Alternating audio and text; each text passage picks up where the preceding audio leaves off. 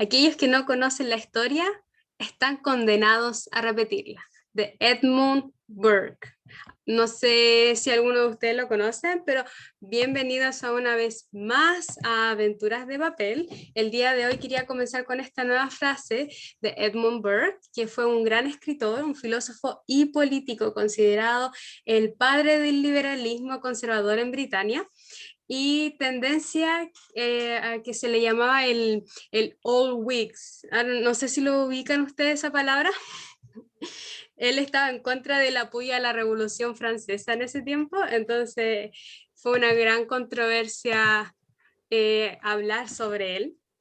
Y con esto quiero presentar el día de hoy a Juan Pablo, un nuevo invitado, y a Wilfredo. Muchas gracias por participar. ¿Cómo estás, Juan Pablo? Hola, bien, bien, muchas gracias por la invitación. Muchas gracias también por estar aquí. ¿Cómo estás, Wilfred? Excelente, gracias a Dios.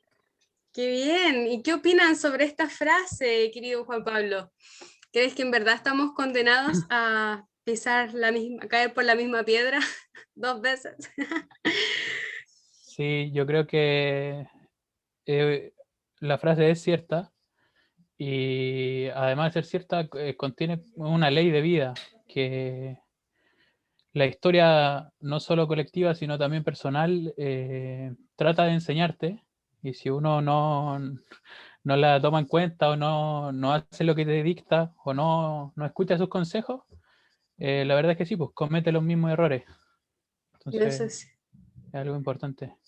Y bueno, hay grandes obras que tratan sobre ese tema también, sobre la historia y cómo impacta en la actualidad y en las sociedades. Mm. ¿Te recuerdas de alguna hoy en día? Sí, por ejemplo, la famosa canción de Hielo y Fuego, que inspiró la famosa serie de Game of Thrones. Ah, ok. Mucha gente cree que es sobre el poder y sobre guerras y conflictos medievales, que en parte sí, pero yo creo que la idea central de la obra es la historia, cómo es la historia de tus ancestros, la historia de tus familias, la historia se Mm. repite y cómo la historia te entrega un rol a cumplir. Y bueno, también en El Señor de los Anillos vemos el caso de Aragorn, que la historia lo empuja hacia su destino. Y bueno, tantos otros que podríamos nombrar. Qué interesante. ¿Tú qué piensas, Wilfred? Bueno, es difícil decir hoy por hoy un liberal conservador, porque un liberal conservador hoy por hoy no es todo lo contrario. Pero el pensamiento de Edmund Burke, creo yo, se está volviendo a ser vigente. Ha sido un pensador un poco olvidado, especialmente porque era mal visto, creo yo, ir en contra de las ideas de la Revolución Francesa. Mm. Y quizás justamente por lo que significaba, ¿no? Él veía en la Revolución Francesa, por muy revolución que fuera, simplemente el retorno de viejos fantasmas. Mm. Y de viejos fantasmas y que tienen que ver especialmente con, a veces, ese sentido, con la anarquía, y vemos cómo terminó, o sea, más que cómo terminó, hacia dónde condujo la Revolución Francesa, hacia el caudillaje, especialmente la figura de Napoleón, y después en lo que vino la Francia moderna. Entonces, en efecto, cuando su crítica a la Revolución Francesa y su peligro para el mundo europeo de entonces, lo hace bajo la órbita más que la órbita, bajo la orientación de esa frase que tú has dicho, de que eh, el no leer historia nos condena, pero a repetir las peores cosas. Ojo. Y porque hay cosas que obviamente no son iguales, ¿no? Yo por lo menos no estoy en contra de eso del eterno retorno, pero sí hay patrones que se repiten.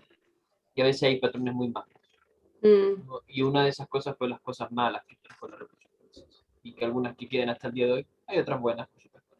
Pero Pero, al fin, ¿en qué significa eterno retorno? Yo creo que el eterno retorno significa el seguir un patrón, po. Eso se refiere al eterno retorno, ¿no? No, no, por eso el eterno retorno es volver a lo mismo, ¿no? Siempre volver a lo mismo. En cambio que patrones es como decir, bueno, hay cosas, ¿no?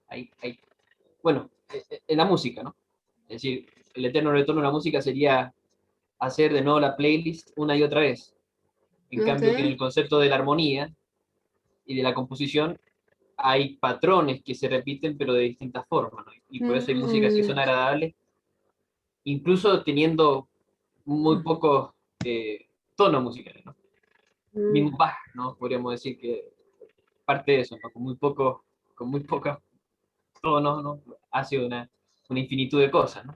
Y son las mismas cosas al mismo tiempo. Pero el eterno retorno es también pensar de que las cosas se repiten inevitablemente. Yo creo que la frase de Burke dice de que si uno no está consciente del pasado, especialmente de la parte mala del pasado, se puede volver a repetir. Claro. Que está consciente de eso, ¿no? Que ojalá fuera bueno que las cosas buenas del pasado se repitieran, pero parece que no, no es así. Parece que hay una tendencia a que las cosas malas del pasado se repitan. Tendemos a buscar ahí la maldad, siempre parece, la rebeldía. Parece, parece. Habría que estudiarlo. Habría que verlo, es verdad. Gracias, Wilfredo. Me gustaron los dos puntos de vista que ustedes dieron. Entonces vamos a comenzar, querido Juan Pablo. Cuéntanos un poco de ti antes de empezar con la literatura. ¿Quién eres, querido? Sí. Es una difícil pregunta, Muy profunda. pero somos muchas cosas y no somos al mismo tiempo.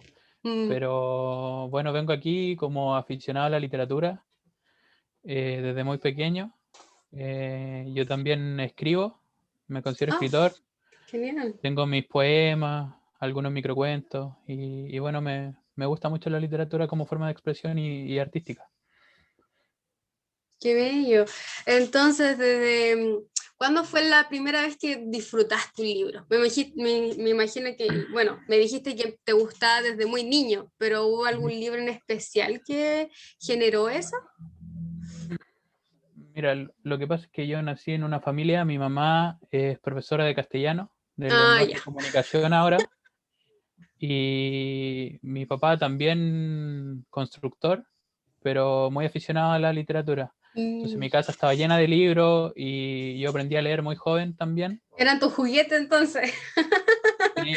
Y yo regueteaba los libros, le pedía como recomendación a mi mamá Mm, y bueno, también recuerdo el primer libro que me marcó fue Amy, el niño de la estrella, que me lo ya. hicieron leer, de Enrique Barrios, que me lo hicieron leer en cuarto básico, si mal no recuerdo. Y, pero ese fue el primer libro. Pero antes de eso, lo primero que me llamó la atención fue la poesía de Nicanor Parra, Ya. Sinfonía de Cuna. No sé si la ubican, pero No, ¿de qué trata? eh, es, es como una canción, pero de un juglar, y es cómica. Mm, Trata sobre que él se encontró con un ángel en París y lo trató mal, lo mandó a la mierda. Y también tenía como frases coloquiales, entonces yo me pregunté, pues, ¿esto es poesía? ¿Se puede hacer poesía así? Y ahí no sé qué edad tendría, yo creo que unos 4 o 5 años. qué bacán. Porque recuerdo que en primero básico o segundo básico nos hicieron la tarea de escribir el poema que a uno más le gustara. Y yo ese ya me lo sabía de memoria y lo Mm. escribí para la tarea. Entonces tiene que haber sido antes de eso. Y eso me abrió una puerta como esto es poesía, esto es literatura, hasta dónde se puede llegar. Porque yo muy niño lo que tenía era como que la poesía era docta, con su estructura rígida, Mm. pero lo que me abrió la mente fue eso, esto también es poesía, entonces hasta dónde podemos llegar. Eso, qué bien. Oye, ¿de qué trata un poco el libro? A mí, sabes que todos hablan de ese libro. De hecho, incluso lo Mira, recomiendan bastante, pero nunca lo he leído. a mí trata sobre un niño de 9 años. El libro es del 86, Ya. se publicó en el 86 y trata sobre un niño que se encuentra con un extraterrestre Mm. que tiene apariencia de niño también, pero que es adulto. Y entonces que es Amy es el nombre de este extraterrestre con forma humanoide, Mm. que él forma parte de una confederación interplanetaria que ayuda a ciertos planetas menos desarrollados o que están por el mal camino a encauzarse. Wow. Entonces habla con Pedrito, le muestra, bueno, y esto tiene influencias de, bueno, de religiones orientales, de sabiduría profunda, de contra el paradigma científico, que es el que tenemos actualmente. Entonces le muestra a Pedrito, que es el protagonista, qué es lo que está mal en la Tierra. ¿Ya? ¿Por qué los humanos nos destruimos a nosotros mismos? ¿Por qué, y en el fondo, por qué nos amamos? Y después, bueno, es una trilogía. Entonces durante la Ah, saga ok. también lo lleva a ver otros mundos, a mostrarle cómo viven en otros mundos, por qué el amor es importante y por qué hay que adoptarlo como forma de vida. Y eso me marcó mucho cuando era muy niño. Qué bello, el amor. Tiene así como un poco de estilo del Principito. Es como algo parecido, ¿o no? Sí, tiene En donde... similitudes, pero Ya, es más concreto. ya. El Principito es más abstracto y tiene como, bueno, yo opino que las buenas obras infantiles tienen que tener una dimensión para los niños y una dimensión para los adultos, y que eso esté fusionado y sea una sola unidad.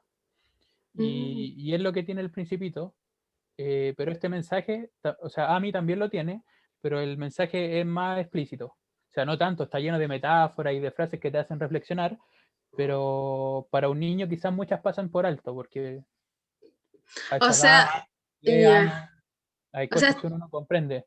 Pero sí ah, ok. que es lo que pasó en mi caso, te deja la semilla de cómo esto, a ver, y te deja esa inquietud para ir investigando sobre cómo, de a dónde, quién fue el que pensó esto primero, de dónde viene esto, de dónde sacó inspiración. Y en mi caso fue lo que pasó. Claro, viajaste, alucinaste con esto, me imagino. Llega a ser tan verídico que uno cree que quizás sí pasó, pues, quizás sí esto es real. Es increíble esa sensación que a veces te genera un libro. Entonces, ¿sientes que la literatura ha jugado un rol importante en tu vida? Sí, muy importante. Sobre todo cuando empecé a escribir, que fue tarde, Mm. como a los 16, 18 años, porque yo sentía una necesidad de expresarme artísticamente y siempre había sido bueno con las palabras y me gustaba leer. Mm. Y bueno, creo que cualquier disciplina artística que las personas practiquen ayuda en el pensamiento, en la meditación, ayuda en a ser mejor persona, como a la... Y hay como una distancia entre practicar el arte, cualquier tipo de arte, danza, pintura, como que uno mucha gente no lo hace porque dice nunca voy a llegar a ser profesional, pero a la gente le Mm. recomiendan hacer deporte 3 veces a la semana y la gente lo hace, pero a nadie le recomiendan practicar arte 3 veces a la semana. Mm. Y eso ayuda mucho en el desarrollo de la vida. Aunque no lleguemos a ser profesional y no nos dediquemos 100% a eso, eh, tener esa válvula artística te hace mejor persona, en mi opinión, y te ayuda a Oh, conocerte a ti mismo y a los demás. sí, es muy, muy cierto lo que dices. De hecho, hablando de lo que dijiste de si uno es profesional o no, me acuerdo de Wilfredo, que él conoce a un carcelario que escribió su libro. No, ¿cómo eso de carcelario? ¿Cómo? Es que, ¿cómo se les dice? Dios, ¿Un prisionero? ¿Cómo? bueno, ex privado de libertad, qué sé yo, Perdonen ahí por preso, fue un mi preso ignorancia. carcelario. Bueno, pero no es lo mismo, no, tampoco se va a ofender, pero suena así como que estuviera con las llaves de la cárcel así haciendo... Pero no. Pero termina tu idea, ¿a dónde ibas? No, eso, que me imagino que a él escribir le debe haber ayudado mucho a salir Sí, de esa realidad tan difícil que es bueno, estar vivir en la cárcel. es que el arte está muy asociado con el concepto de fuga. ¿De qué? Y fuga, Fuga. Ah. fuga. Bueno, incluso la música, la composición, la fuga. Estamos hablando de un concepto, no es una improvisación en el estricto sentido, pero es un momento en que uno dice, el, el pianista, especialmente las fugas en piano son las más conocidas, ¿no? Él va en un trance Mm. eh, y uno dice, ese artista que está haciendo una fuga artística, especialmente digo, en las composiciones de piano y en la ejecución del piano, uno dice, esa persona ya no está con nosotros, ¿no? Por más que esté tocando el piano y uno lo ve y siente y escucha el Después. piano, se fuga de la realidad. El arte, y yo creo que en eso tiene, y estoy muy de acuerdo con lo que decía aquí JP, que en el fondo es también el fugar, ¿no? El arte a veces de esta realidad que es algo también carcelaria. Voy a ocupar y volveré aquí con mi amigo que espero tenerlo pronto. Acá, en Sí. fin. Eh, yo creo que el concepto de la cárcel y quizás la vida como esta cárcel del alma, que es una idea muy platónica también, una de las cosas quizás más reales, porque escapa de esta realidad, es el arte, ¿no? Nos ayuda a escapar. No más, por Tenemos aquí Dios. unos comerciales, aquí sigue nomás, dele nomás. Primera vez que me pasa, yo he visto que le pasa a otras personas, pero cuando le pasa a uno es distinto. Hello. Y ahí dice, perdón. Y Problemas de la nueva época. sí, ¿verdad? Yo dije yo, es mentira, digo, porque aparece en las propagandas, ¿viste que aparece como en las propagandas? Dije yo, eso debe ser mentira. Y ahora que a uno le pasa, no Bueno, pasa al nada. menos estaba, sí, con ropa, eso es lo más importante. Gracias a Dios, siempre, mamá, obviamente. Señorío, absoluto. Pero eso, el arte está conectado al concepto de fuga Mm, y, y la fuga como casi diciendo que hay algo trascendental, ¿no? Que hay que escapar. mm, Y escapar no tampoco evadirse de la realidad, sino incluso desde esta realidad, a través del arte, llegando a algo que incluso puede ser superior, quizás, misterioso, sin lugar a dudas. mm. Sí, ¿crees que te genera esa fuga cuando tú escribes, querido Juan Pablo? Sí, yo creo que uno cuando, como otra idea platónica, ya que nombraste a Platón, de que las ideas flotan en el aire, Mm, yo creo que algo de eso hay. Y cuando uno em, se conecta a través del arte, se conecta con otras personas, con otras ideas, hasta con otros mundos, con otro sentir, y muchos escritores han dicho y escrito que a veces sienten que no son ellos los que escriben, que mm. como que se los dictan, y ellos Oh, como un escribano, solo lo llevan el papel, pero las ideas vienen de otro lado, que pueden ser de uno mismo también. Entonces, mm, esa es otra importancia del arte, como te decía anteriormente, de conocerse a sí mismo, conocer a los demás, y no tanto evadirse, mm. porque en mi opinión evadirse es pan para hoy y hambre para mañana.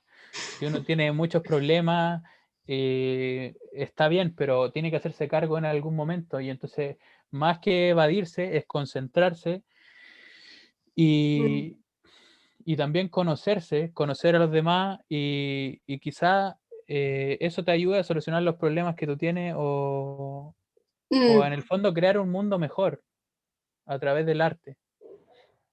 eso es muy Ah, cierto. la idea que te quería comentar que se me escapaba, que por eso también el arte tiene que estar conectado con la época. Un Mm, buen artista tiene que adelantarse a los problemas. Eh, por ejemplo, el caso de George Orwell en 1984, que se adelantó a los problemas de la época moderna, y tantos otros artistas geniales que ven venir al conocer su realidad, más allá de lo que decía de la importancia de plantear los problemas de nuestra sociedad actual, son capaces de plantear problemas de otras sociedades, como Isaac Asimov también, por dar otro ejemplo. mm. Entonces, y que eso conecta con la historia, porque la historiografía es otra disciplina, pero está conectada con la literatura. Es como si de alguna otra forma un poco nuestro destino estuviera condenado a repetirse. Sí, con lo que empezamos es que esa es la eterna paradoja del libre albedrío y el determinismo. Mm, Entonces, para mí existen los dos, mm, y ambas cosas son ciertas. Las decisiones que uno toma generan consecuencias. Las decisiones personales y las decisiones de una sociedad, de una política pública, generan consecuencias, pero a la vez hay puntos donde el rumbo, si fuera un buque, hay decisiones que empujan el buque hacia un lugar y ya no hay vuelta al otro camino, una bifurcación determinada, y entonces empieza el determinismo. O sea, esa decisión casi nadie se da cuenta cuando el buque cambia el rumbo, porque hay que estar muy conectado, como lo que decíamos antes, pero luego cuando se dan cuenta tarde o temprano que se fueron alejando, entonces ese es a la vez un libre albedrío y un determinismo, porque una vez que el punto de quiebre se produce, ya estás condenado a cierto destino. Es una idea un poco profunda, No, pero no, no sí, sé si me expliqué bien. estás condenado a un destino, pero es como que tú eliges cómo llegar a ese destino, una cosa así. Pero, a ver, pero la condenación, o sea, la gran disputa filosófica, incluso teológica, no es con el determinismo, sino con el predeterminismo. Y eso es lo que en el fondo los defensores del libre albedrío están en contra del predeterminismo. Digo, porque el determinismo no, el determinismo quiere decir porque incluso si yo tengo un libre albedrío, por lo tanto he tomado decisiones con una voluntad libre, las consecuencias de esas decisiones son determinísticas. Es decir, yo tomo un vaso y lo tiro. Y es determinístico el hecho de que ese vaso va a caerse, va a mojarse todo y se va a romper. Eso es determinístico. Y si pasa un milagro. Pero lo predeterminístico sería de que yo nunca tuve la voluntad, sino de que en el fondo siempre estuve condenado a botar el vaso. Y por lo tanto, por más que yo crea que elegí botar el vaso, en realidad dice, no, yo estuve condenado a botar el vaso porque estaba escrito que fuera así por otra voluntad, qué sé yo, o porque en realidad ningún humano. Esa es lo digo yo, la controversia es contra la predeterminación, más que con la determinación. Pero el concepto es el mismo, o sea, está esa disputa y bueno, y volvemos a tu frase inicial. Por eso Sí. digo, y por eso digo, ¿por qué la disputa de que el eterno retorno? ¿No? Porque el eterno retorno significa que en el fondo estamos predeterminados a vivir una historia y nosotros, por más de que los humanos tengan una vida social y una historia social, es irrelevante porque Bueno, ya hay una predeterminación. Ese la es el concepto del eterno predeterminación, retorno. pero la predeterminación sería, por ejemplo, de que el bien y el mal siempre van a estar luchando el uno al otro. O sea, va a ser una lucha constante. Eso sería predeterminado, ¿no? O sea, por ejemplo, es predeterminado lo que es determinado y el libre albedrío del bien de luchar contra el mal. Porque también hay una opción, ¿no? Porque también está quizás, tú dices, bueno, ¿por qué tiene que haber esa lucha también? Está, pues, cuando hablamos de la historia, o sea, es un tema mucho más profundo, mucho más metafísico, estamos hablando de la historia. Cuando decimos de que hay un eterno retorno a la historia, es de que da lo mismo si yo me voy por la calle A o la calle B. Voy a llegar a C inmediatamente. Y por lo tanto, irrelevante si me voy por A o B. Y por lo tanto, el libre albedrío da lo mismo. Eso es el eterno retorno. Es decir, siempre vamos a totalmente repetir la historia. Y eso tiene esa controversia entre el predeterminismo y el libre albedrío. Hablando del libre albedrío, Juan Pablito, me gusta así. ¿Crees que la literatura es tan importante como la experiencia o es considerar la experiencia es mucho más necesaria que la literatura? Mira, antes de responderte la pregunta, me gustaría hacer una última acotación sobre el Sí, predeterminismo. adelante. Para cerrar la idea, ¿Vale? entonces, en mi opinión, sí existe un grado de predeterminismo, por lo que conversábamos antes, pero a la vez existe el libre albedrío. No es un predeterminismo absoluto, como la idea que decía Wilfredo de que estoy condenado a levantar la mano ahora y yo lo hice, tengo la ilusión de que lo hice porque a mí se me ocurrió, pero siempre estuvo escrito. Por lo que te hablaba de los ancestros, de las historias de la familia, del destino de Aragorn, quizás cuando él nace, él ya tenía ese destino trazado, pero a la vez podría haberse no hecho cargo y seguir siendo Trancos para siempre. No sé si me explico. Existe el predeterminismo porque él ya tenía cierto destino o cierta misión que cumplir, pero a la vez, al transcurso de su vida, puede elegir hacerla o no. Bueno, eso para cerrar la idea. Sí, sí, de mi concepto. entiendo. Obviamente puedo estar equivocado, pero es lo que a mí me llega. Bueno, o quizás son las tres, uno nunca sabe. Siempre es una mezcla No de hay todo. no hay que descartar nada, No, todo no, puede digo, ser digo, posible. Nada es no, está absoluto, bien. nada es No, absoluto. está bien, está bien. Sí, yo lo que hacía solamente la acotación es Mm, la disputa entre, más que La determinismo, digo, es diferencia. predeterminismo. Es Mm, predeterminismo, no mm, determinismo. Pero está bien, no, totalmente, muy bien. Ahora, para responder la pregunta, era si la experiencia es tan importante como la literatura y cómo se mm, relacionan entre ellas. Yo creo que la literatura no existiría sin la experiencia. Y como el dicho popular, la realidad supera la ficción. mm, Entonces, las buenas historias están inspiradas en la realidad. Aunque también eso es interesante porque hay escritores que nunca salieron de su habitación y escribieron fabulosas historias.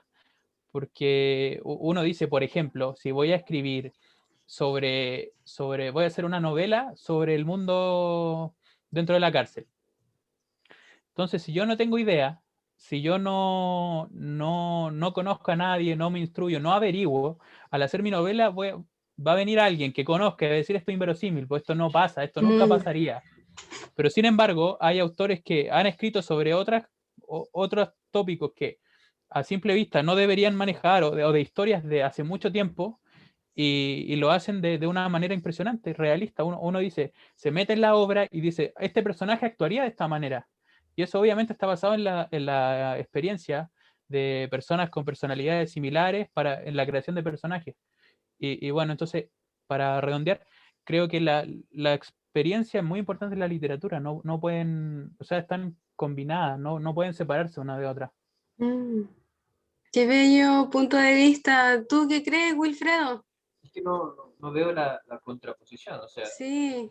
No entonces estoy diciendo que encontré, contraponga su pregunta. Sí, ¿qué es lo que piensas tú no me de lo refiero que a tú la sientes? contraposición de tu pregunta. Tu pregunta me parece un poco extraña porque la Lo que literatura pasa es que la otra vez es leí una una experiencia. frase, La literatura es una leí una experiencia. frase en donde decía, basta de leer, basta de estar sentado y no tomar acción, vive, solo vive.